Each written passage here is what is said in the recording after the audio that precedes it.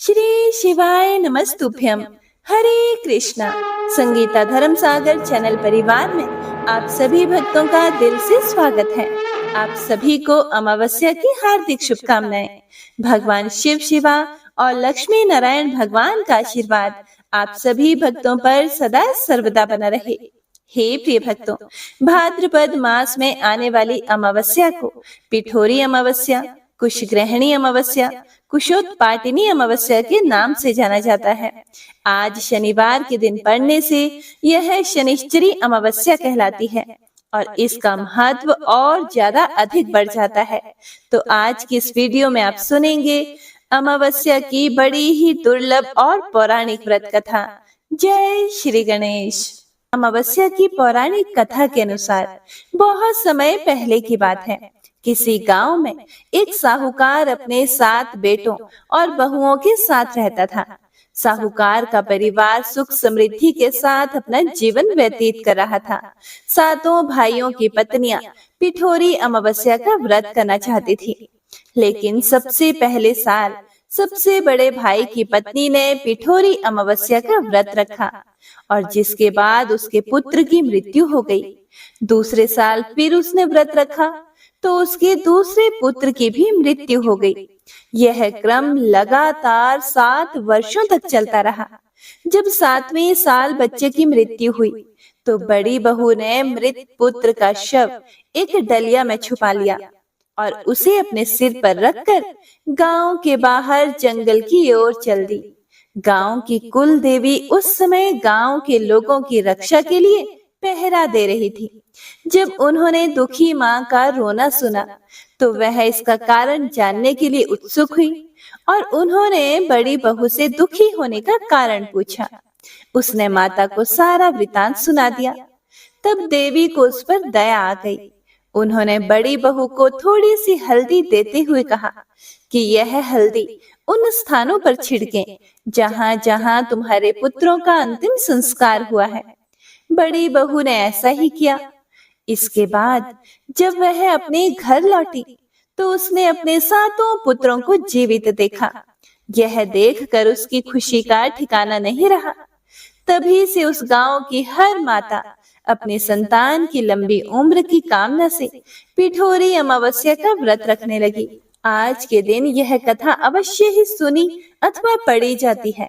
उत्तर भारत में यह पर्व पिठोरी अमावस्या के नाम से माता दुर्गा की आराधना करके मनाया जाता है। वहीं दक्षिण भारत में यह त्योहार पोलाला अमावस्या के रूप में माँ पोलेरमा, जिन्हें माँ दुर्गा का ही एक रूप माना जाता है, उनकी पूजा अर्चना के साथ मनाने की परंपरा है। हे माता, जैसे आपने बड़े बहू के 7 बच्चों की रक्षा की, वैसे ही इस कहानी को कहते सुनते हुंकारा भरते सभी भक्तों पर कृपा करना, सभी के बच्चों के संकटों को दूर करना। जय माँ कुल देवी, जय माता दी। हे प्रिय भक्तों, पिठोरी अमावस्या के दिन आटा गूंथकर माँ दुर्गा सहित 64 देवियों की आटे से मूर्ति बनाकर महिलाएं व्रत रखकर उनका पूजन करती है। इस दिन आटे से बनी देवियों की पूजा होने के कारण ही यह दिन पिठोरी अमावस्या के नाम से जनमानस में प्रचलित है। पौराणिक शास्त्रों में भाद्रपद अमावस्या के दिन कुशा इकट्ठी करने की मान्यता है। इसे पिठोरा, कुशोत्पाटिनी, कुशग्रहणी अमावस्या आदि नामों से भी जाना जाता है। इस दिन सुहागिनें व्रत रखकर भगवान भोलेनाथ और देवी दुर्गा का पूजन करती है। यह दिन पितरों की तृप्ति, पिंडदान, तर्पण और वंश वृद्धि के लिए अत्यधिक महत्वपूर्ण माना जाता है। अमावस्या की शाम को पीपल के पेड़ के नीचे सरसों के तेल का दिया लगाने और पितरों का स्मरण और शिवजी और शनि देव की आराधना करने से जीवन में चारों तरफ से लाभ ही लाभ मिलता है। हे प्रिय भक्तों, भगवान श्री कृष्ण ने अमावस्या के महत्व को समझाते हुए अर्जुन से कहा, हे धनुर्धर, अमावस्या का दिन पितरों को समर्पित होता है और इस दिन पितरों की पूजा, तर्पण और श्राद्ध करने से उनका आशीर्वाद हमें प्राप्त हो जाता है। अमावस्या पर पितरों के लिए श्राद्ध और तर्पण करने से उनकी आत्मा को शांति मिलती है और वे अति प्रसन्न होते हैं। इस दिन दान पुण्य करने से भी पितरों को तृप्ति मिलती है और नरक में गए पितरों का उद्धार होता है। हे अर्जुन, इस कथा के श्रवण मात्र से मनुष्य को अनंत शुभ फलों की प्राप्ति होती है। मैं तुम्हें कथा सुनाता हूँ, तुम एकाग्रचित होकर श्रवण करो। पितृपक्ष, श्राद्ध पक्ष, अमावस्या पर यह कथा अवश्य ही सुननी चाहिए। असुर, दानव, राक्षस, दैत्य आदि को हमेशा अपवित्र माना जाता है। एक असुर ऐसा भी था जिसकी तपस्या से खुश होकर श्री हरि विष्णु ने उसे सभी तीर्थों से अधिक पवित्र और पावन बना दिया। आज मैं उसी कथा को कहता हूँ, तो इसे बड़ी ही भक्ति और श्रद्धा से सुनिए। कैसे एक असुर का शरीर पावन तीर्थ स्थान बन गया। आग्नेय महापुराण की एक कथा के अनुसार एक समय की बात है। एक असुर था जिसका नाम था गया। गयासुर भगवान श्री हरि को प्रसन्न करने के लिए घोर तप करने लगता है। उसके तप के प्रभाव से सभी देवी देवता परेशान हो गए। वे सभी देवता भगवान विष्णु के पास गए और उनसे प्रार्थना करने लगे कि हे प्रभु, गयासुर के तप के कारण हो रही समस्या का कोई समाधान निकाले। वे सभी दयनीय स्थिति दिखाते हुए श्री हरि से अपनी रक्षा करने को कहते हैं।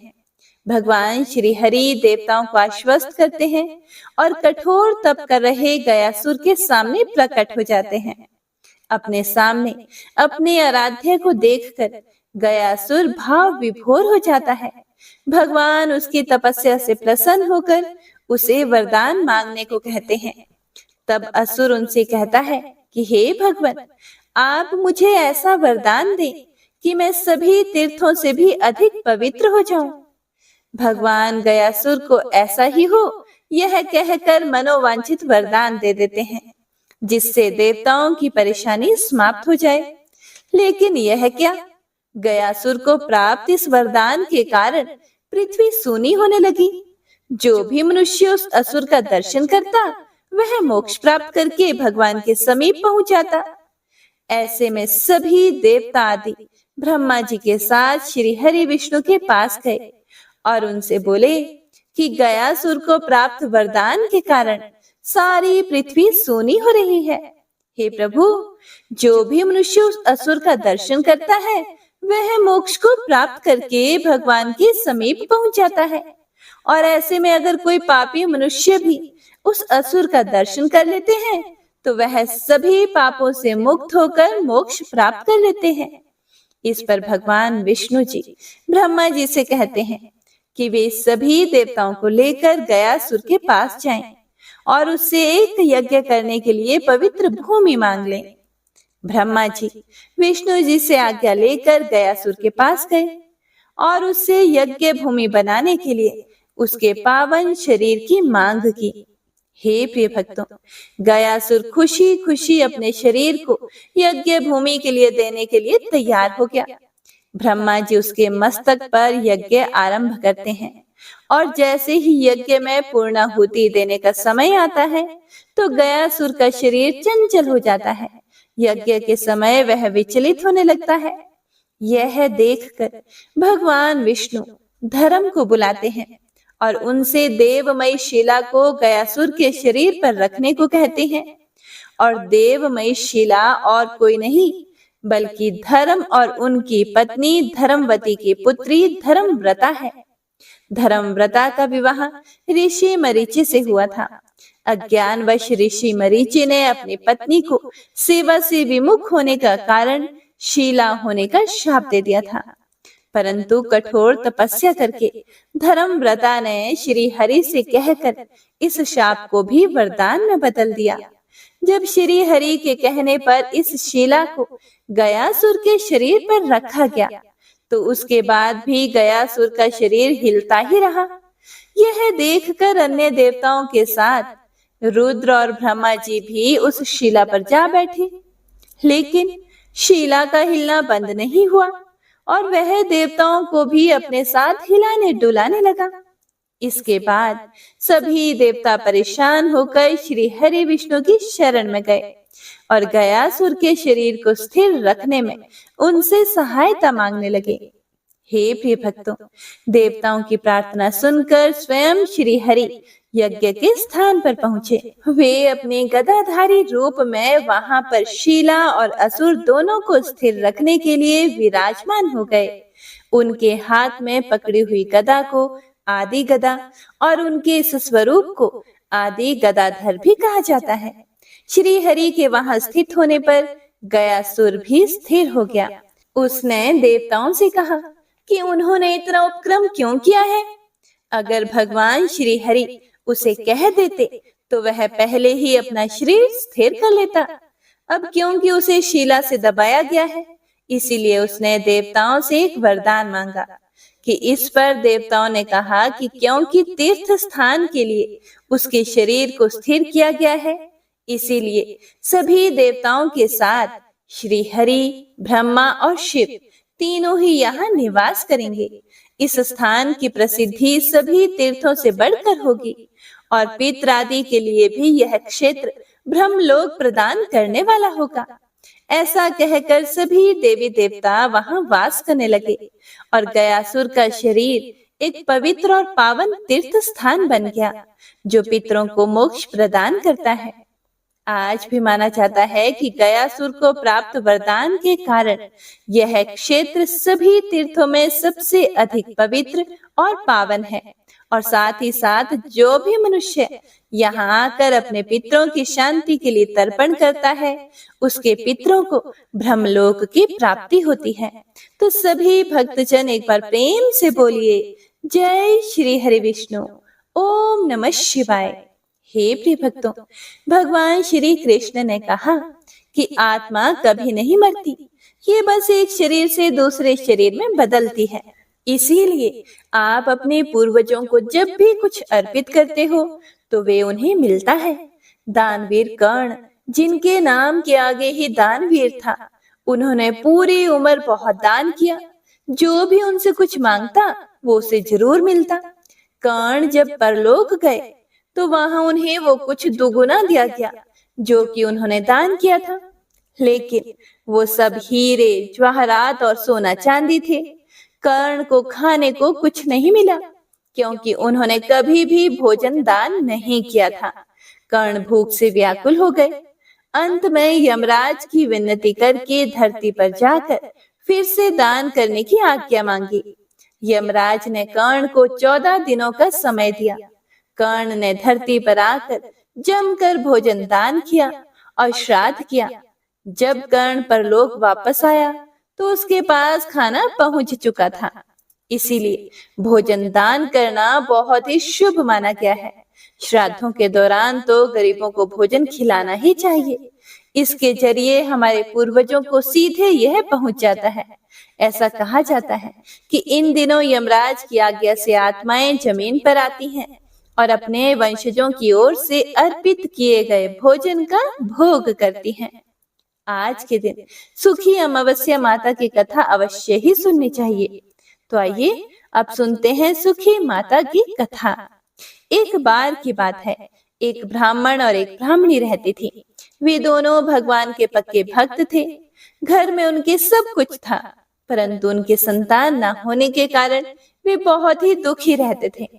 भगवान की पूजा आराधना करते सालों बीत चुके थे, लेकिन उनके घर में संतान की प्राप्ति नहीं हुई। एक दिन ब्राह्मण ने बहुत दुखी होकर अपनी पत्नी से कहा कि मैं वन में तपस्या के लिए जा रहा हूँ। जंगल में जाकर कड़ी तपस्या करूंगा, क्या पता हमें भी संतान सुख प्राप्त हो जाए। ऐसा कहकर ब्राह्मण तपस्या के लिए वन में चला गया और वहां जाकर वह कठोर तपस्या करने लगा। तपस्या करते करते सालों बीत चुके थे, लेकिन उसका कोई भी निष्कर्ष अभी तक नहीं निकला था। भगवान ने ब्राह्मण को दर्शन दिए तो ब्राह्मण बहुत ही दुखी हुआ और वह सोचने लगा कि इस व्यर्थ के जीवन का क्या फायदा, मैं अपने जीवन को समाप्त कर देता हूँ। हे प्रिय भक्तों, इस प्रकार सोचकर वह पेड़ की डाली पर फांसी का फंदा लगाकर मरने को तैयार हो गया और जैसे ही वह फांसी का फंदा गले में डालकर कूदने ही वाला था, उसी समय सुखी अमावस्या माता प्रकट होकर बोली, हे ब्राह्मण, यह तुम क्या कर रहे हो? आत्महत्या करना महापाप है। तब ब्राह्मण ने कहा कि मैं क्या करूं? मैं हमेशा से भगवान की भक्ति ही करता रहा हूं।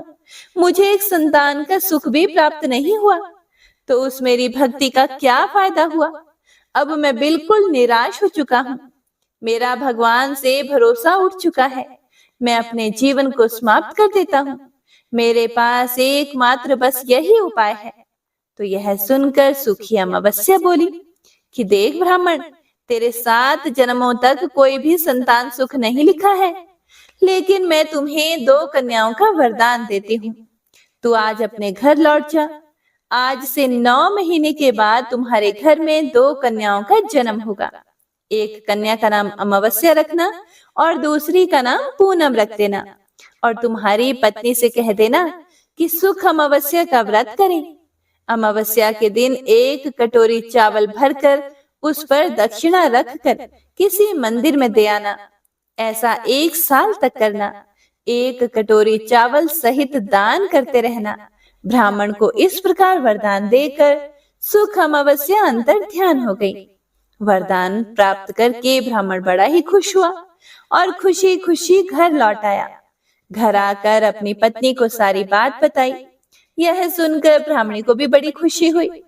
उसके बाद उसने हर माह आने वाली अमावस्या के व्रत करना शुरू कर दिया। विधि पूर्वक व्रत रखती और कथा सुनती और 1 कटोरी चावल से भरकर दान कर देती।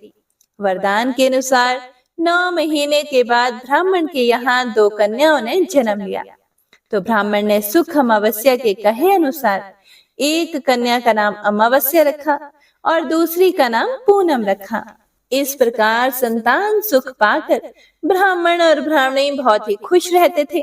धीरे धीरे समय बीतता गया। दोनों कन्याएं बड़ी हो गई। ब्राह्मण की बड़ी बेटी अमावस धार्मिक प्रवृत्ति की थी। वह प्रतिदिन भगवान की पूजा पाठ करती और व्रत रखती, लेकिन छोटी बेटी पूनम भगवान में बिल्कुल भी विश्वास नहीं रखती थी।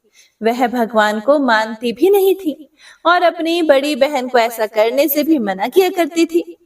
एक दिन ब्राह्मणी ने ब्राह्मण से कहा कि हे स्वामी, हमारी दोनों कन्याएं विवाह योग्य हो गई हैं। कोई अच्छे से घर और वर की तलाश करके इनकी शादी हमें कर देनी चाहिए। तो ब्राह्मण ने कहा कि बात तो तुम ठीक बोल रही हो। दूसरे ही दिन ब्राह्मण अपनी कन्याओं के लिए वर की तलाश में निकल पड़ा और कुछ ही समय में ब्राह्मण को अपनी बेटियों के लिए मनपसंद घर और वर मिल गया। तो ब्राह्मण ने रिश्ता पक्का कर दिया। दोनों बहनों का रिश्ता अलग अलग गांव में तय हुआ। दोनों बहनों के ससुराल वाले धनी और संपन्न थे। सगाई तय की गई। ब्राह्मण जब घर वापस आया तो घर आकर उसने ब्राह्मणी को सारी बात बताई। तो यह सब बात सुनकर ब्राह्मणी बड़ी खुश हुई और भगवान को धन्यवाद देने लगी कि जैसी सुंदर मेरी बेटियां हैं, वैसे ही सुंदर घर और वर भी मिल गए। प्रभु, आपका बहुत बहुत धन्यवाद। हे प्रिय भक्तों, कुछ ही दिनों बाद ब्राह्मण ने अपनी बेटियों का विवाह बड़ी ही धूमधाम से किया। दोनों अपने ससुराल चली गई। तो ब्राह्मण की बड़ी बेटी अमावस के घर तो धन दिन दुगना और रात चौगुना हो गया और 9 महीने के बाद उसे पुत्र की प्राप्ति भी हो गई। लेकिन दूसरी तरफ उसकी छोटी बहन पूर्णिमा के घर में सब कुछ नष्ट हो गया। वह बहुत ही दुखी रहने लगी। उसके दुख का कोई भी पार नहीं था। एक बार बड़ी बहन अमावस्या को जब पता चला कि उसकी छोटी बहन बड़ी दुखी है, उसके घर में कुछ भी नहीं है, सब कुछ नष्ट हो गया है, तो वह खाने पीने का सामान और खूब सारा धन लेकर गाड़ी भर कर अपनी बहन के घर गई और अपनी बहन से पूछा कि पूनम, क्या बात है? तुम्हारे ससुराल वाले घर में अच्छे भले थे, फिर यह क्या बात हो गई कि सब कुछ नष्ट हो गया? तब पूनम ने दुखी होते हुए कहा कि हे बहन, तुम्हें क्या बताऊं, मुझे कुछ भी नहीं पता। मेरे आने के बाद यहाँ सब कुछ नष्ट हो गया है। ऐसा कहते हुए वह रोने लगी और उसकी बड़ी बहन ने कहा कि सब कुछ ठीक हो जाएगा, तुम बिल्कुल भी चिंता मत करो। तुम भी आज से सुख अमावस्या का व्रत किया करो और पूजा करके व्रत कथा सुना करो, जिससे तुम्हारे घर में सुख समृद्धि आ जाएगी और अन्न धन के भंडार भर जाएंगे। तुम ऐसा करना कि 1 साल तक अमावस्या के व्रत को करना और हर अमावस्या को एक कटोरी चावल से भरकर और साथ में दक्षिणा रखकर दान कर देना। यह सुनकर पूनम को थोड़ी खुशी हुई कि शायद मेरे भाग्य भी सुधर जाएगा। तो पूनम ने अमावस्या के कहे अनुसार आने वाली अमावस्या को व्रत रखना शुरू कर दिया और एक कटोरी चावल से भरकर दान करने लगी। और थोड़े ही दिनों में उसके घर में सुख समृद्धि और धन धान्य की प्राप्ति हुई और 9 महीने के बाद बहुत ही सुंदर पुत्र को जन्म दिया। इस तरह अमावस के व्रत करने से वह सुखी और संपन्न हो गई। हे प्रिय भक्तों, जो भी मनुष्य अमावस्या का व्रत विधि पूर्वक करता है, अमावस्या माता उसके घर में सुख समृद्धि के भंडार भर देती है और माँ के आशीर्वाद से वह सर्व सुखी हो जाता है। इस प्रकार जो भी मनुष्य सुख अमावस्या का व्रत विधि पूर्वक करता है, उसके घर में सुख अमावस्या की कृपा से भंडार भरे रहते हैं। तो सभी जन एक बार प्रेम से बोलिए, सुख अमावस्या माता की जय। हरे कृष्णा। हे प्रिय भक्तों, तो आइए अब सुनते हैं पोलाला माता, जिन्हें हम शीतला माता, पोलेरमा माता भी कहते हैं। हर जगह इन्हें अलग अलग नामों से जाना जाता है। तो आइए सुनते हैं शीतला माता की कथा। बहुत समय पहले की बात है। शीतला माता ने लोगों की परीक्षा लेने के लिए धरती में आने का निर्णय किया और धरती पर आते ही शीतला माता ने एक बुजुर्ग महिला का रूप ले लिया। तभी शीतला माता एक डोंगरी नामक गांव में पहुंची और इधर उधर की गलियों में घूमने लगी। जैसे ही शीतला माता गलियों में घूम रही थी, तभी अचानक से उनके ऊपर किसी महिला ने चावल का उबलता हुआ पानी डाल दिया। वह उबला हुआ पानी उस महिला ने अपनी छत के ऊपर से फेंका था और उसने नीचे बुजुर्ग महिला को नहीं देखा।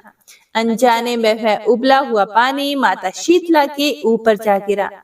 उबला हुआ पानी डालने के कारण शीतला माता के शरीर में छाले फफोले निकल गए, जिसके कारण शीतला माता को बहुत जोर से जलन होने लगी और पूरे शरीर में अत्यधिक पीड़ा होने लगी, जिसके कारण शीतला माता गलियों गलियों में सभी के पास गई और बोली कि हे पुत्री, हे पुत्र, मेरी मदद करो। मेरे ऊपर किसी ने गर्म पानी डाल दिया है, जिसके कारण मेरे पूरे शरीर में असहनीय पीड़ा हो रही है। मेरी कोई मदद करो।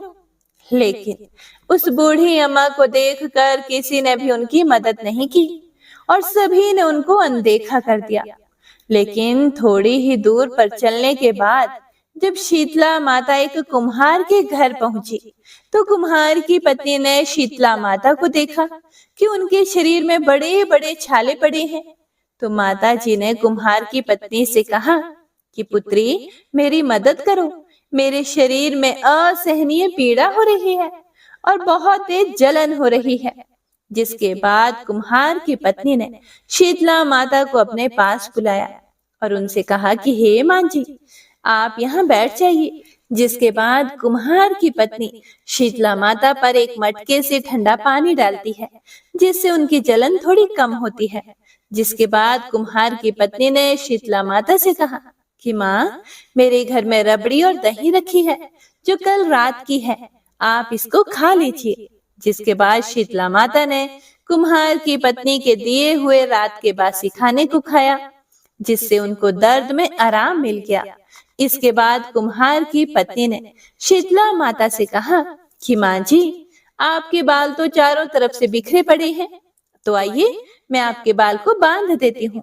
जैसे ही कुम्हार की पत्नी ने शीतला माता के बालों को बांधना शुरू किया, तो उसने देखा कि उस बुजुर्ग महिला के पीछे भी एक आंख है, जिसको देखकर कुम्हार की पत्नी बहुत डर गई और वहां से भागने लगी। तभी माता शीतला ने कुम्हार की पत्नी को रोकते हुए कहा कि तुम मुझसे डरो नहीं, मैं शीतला माता हूँ, बोले रमा देवी हूँ। हे पुत्री, मैं यहाँ देखने आई थी कि यहाँ कौन कौन अपनी पूजा करता है। और ऐसा बोलकर शीतला माता अपने असली रूप में आ गई। जिसके बाद कुम्हार की पत्नी ने जैसे ही शीतला माता को असली रूप में देखा, तो वह तुरंत ही शीतला माता के पास गई और बोली कि हे माँ जी, मैं आपको अपने घर में कहाँ बिठाऊं। इस तरह कहते हुए माता के चरणों में लौट गई और उसने कहा कि मेरे घर के चारों तरफ तो गंदगी फैली हुई है और बैठने तक की जगह नहीं है। जिसके बाद शीतला माता उस कुम्हार की पत्नी के पले हुए गधे पर बैठकर और फिर उन्होंने कुम्हार के घर की सफाई करके कुम्हार के घर की दरिद्रता को एक डलिया में भरकर बाहर फेंक दिया। जिसके बाद शीतला माता ने उस कुम्हार की पत्नी से खुश होकर कहा, हे पुत्री, मांगो, तुम्हें जो मांगना हो, मैं तुमसे बहुत प्रसन्न हूँ। तब कुम्हार की पत्नी ने शीतला माता से कहा, हे माते, आप हमें वरदान के रूप में इतना दीजिए कि आप हमारे डोंगरी गांव में ही निवास करें और जो भी मनुष्य सप्तमी और अष्टमी को आपकी पूजा करें, व्रत रखें और आपको ठंडा भोजन से भोजन कराएं, आप उनके घर की गरीबी को खत्म करना और जो महिला आपकी पूजा सच्चे मन से करे, आप उसको अपना आशीर्वाद देना और सभी को रोग मुक्त रखना। जिसके बाद शीतला माता ने कुम्हार की पत्नी की बात मानकर तथास्तु कहा और उसके बाद शीतला माता ने कुम्हार की पत्नी से कहा कि तुम अपने घर में इस घड़े के पानी को चारों ओर छिड़क देना, क्योंकि कल पूरे गांव में आग लगेगी, लेकिन ऐसा करने से तुम्हारे घर में आग नहीं लगेगी। जिसके बाद कुम्हार की पत्नी ने शीतला माता की बात मानकर घड़े के पानी को अपने घर के चारों ओर छिड़क दिया और अगला दिन शुरू हुआ तो सबके घर में आग लग गई, लेकिन कुम्हार के घर में आग नहीं लगी थी। सभी के घर में आग इसलिए लगी क्योंकि सभी ने माता शीतला की मदद नहीं की, उन्हें उनकी जलन से आराम नहीं पहुंचाया, उनके छालों को ठीक नहीं किया, इसीलिए उन्हें इन सब का दुख भोगना पड़ा। इसके बाद जिसको देखकर सभी लोग आश्चर्यचकित रह गए और सभी लोग राजा के पास गए, उनको सारी बात बताई कि हमारे घर में आग लगी है और कुम्हार के घर में आग नहीं लगी। राजा यह सुनकर बड़ा आश्चर्यचकित हो गया।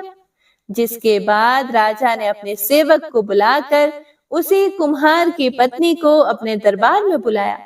जब कुम्हार की पत्नी राजा के दरबार में पहुंची, तब राजा ने उससे पूछा कि तुम्हारे घर को छोड़कर बाकी सभी घरों में आग कैसे लगी? तुम्हारे घर में ही आग क्यों नहीं लगी? तब कुम्हार की पत्नी ने बताया कि कल मेरे घर में शीतला माता आई थी, उन्हीं की कृपा से ऐसा हुआ है। यह सुनकर राजा और सभी गांव वाले एकदम स्तब्ध से रह गए। फिर राजा ने पूरे गांव में सभी लोगों से कहा कि आज से सभी लोग शीतला माता की पूजा करेंगे। राजस्थान में शीतला माता का बहुत बड़ा मंदिर बनाया गया है, जहां पर हर साल मेला लगता है।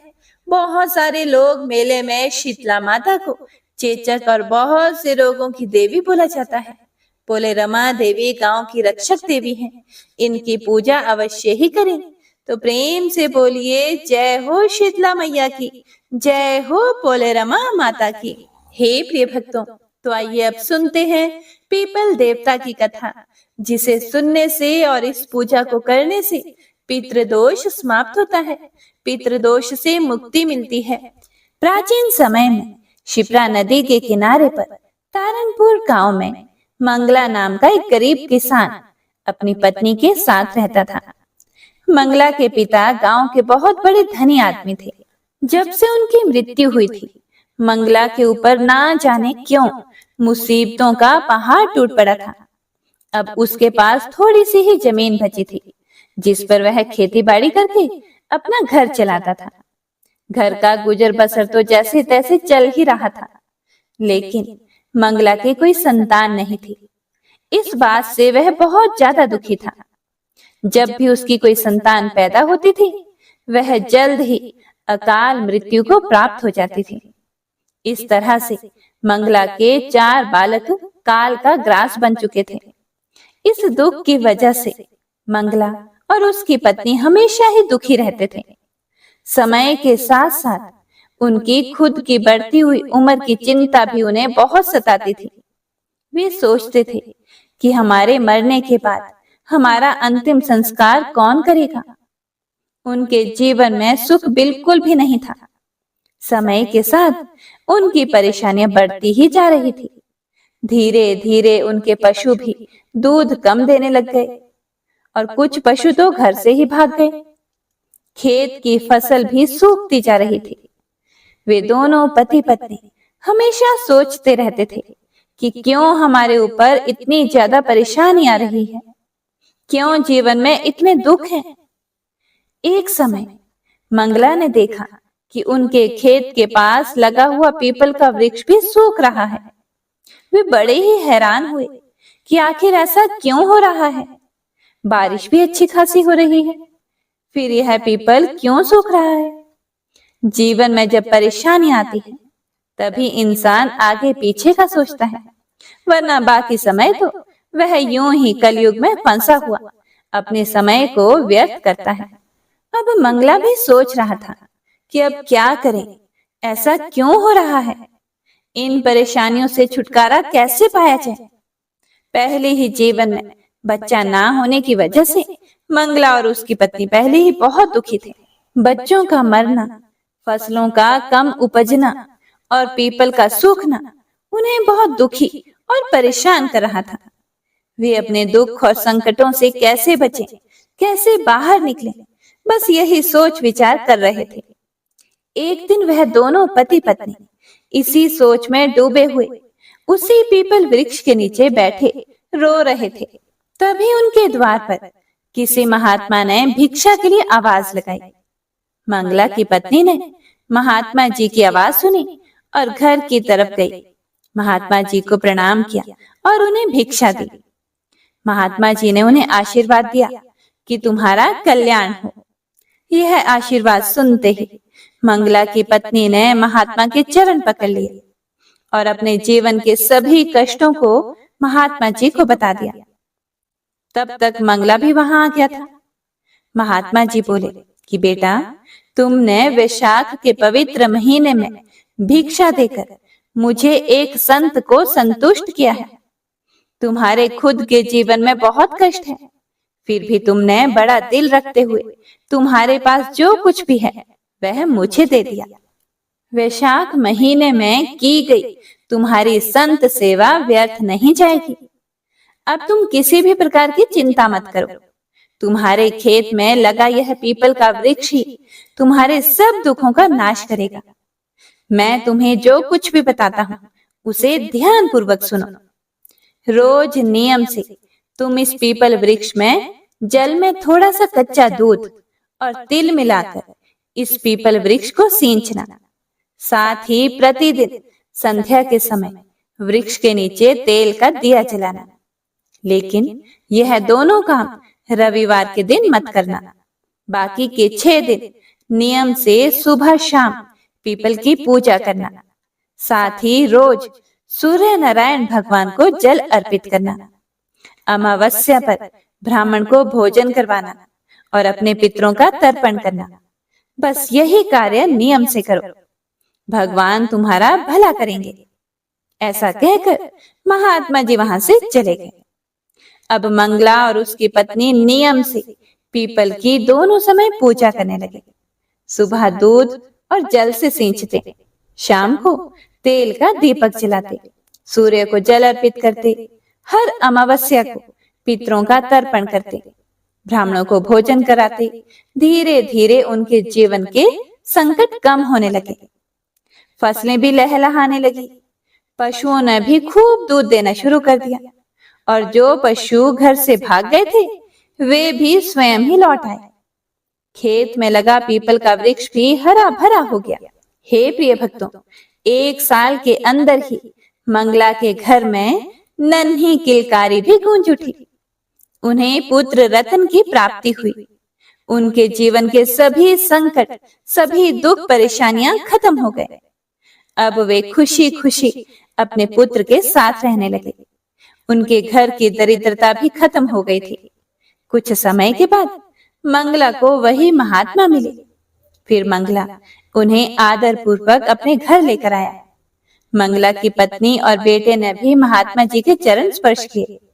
मंगला बोला कि हे महाराज, आपके आशीर्वाद से ही हमें संतान सुख प्राप्त हुआ है, साथ ही जीवन से दुखों का भी नाश हुआ है।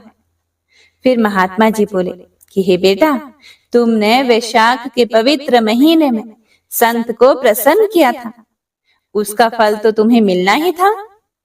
यह मेरे साथ तुम्हारे पितरों का भी आशीर्वाद है, जिसकी वजह से जीवन में ये खुशहाली आई है। तुम्हारे ऊपर पितृ पूर्वजों का दोष था। पितृ दोष होने पर घर में संतान नहीं होती, सर पर कर्ज चढ़ने लगता है, लक्ष्मी घर से चली जाती है, दरिद्रता का वास होता है, अकाल मृत्यु का भय बना रहता है, घर में नकारात्मक ऊर्जा बनी रहती है, मन कभी भी खुश नहीं रहता। इसीलिए सदैव अपने पितृ पूर्वजों को खुश रखने और उनकी शांति के लिए पीपल देव की पूजा अवश्य ही करनी चाहिए। प्रत्येक मनुष्य को पितरों की शांति के लिए पीपल में जल अर्पित करना चाहिए। इससे पितृ प्रसन्न होते हैं और घर में हर तरह की खुशहाली रहती है और माँ लक्ष्मी का आशीर्वाद भी मिलता है।